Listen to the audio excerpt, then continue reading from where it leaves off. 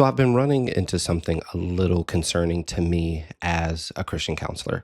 Um, no, everyone that doesn't have a faith can't meet with me, or you don't have to believe the same thing I believe. The degree that I have is a PhD in Christian counseling.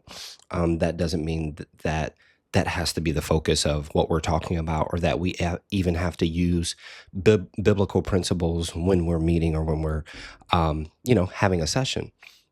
It just means that if you have a faith, I have the ability and I'm educated to speak to you from that point of view, or, in our sessions, because, that's the foundation of your life.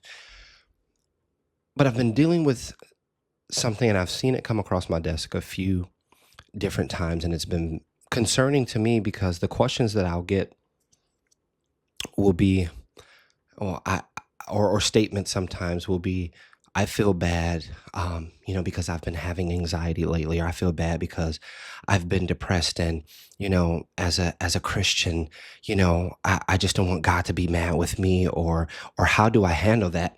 And I'm saying to myself, wait a minute, do you think that God is upset at you because you have anxiety, or that you have depression, or that you've been depressed, or that, and I really feel and believe that people think that to come to the faith, or to have a relationship, or talk to God, you have to be perfect, or he's requiring you to be perfect.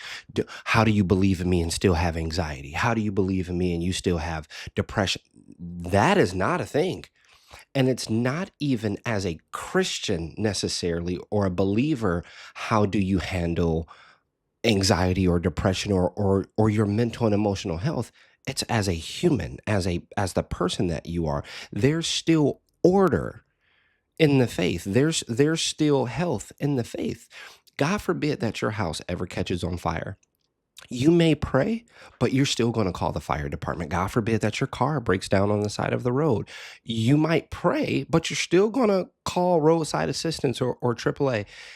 And in the event that you find yourself as a believer and having the faith, in the event you catch yourself in an anxious moment, or having depression, or being, God is not, please don't let anybody convince you that God is upset or disappointed with you because you're having a human moment. And just like you will call the fire department, or will call, roadside assistance, God has given people the gift and the passion to be therapists, to be counselors, to be coaches. And you don't handle it any different.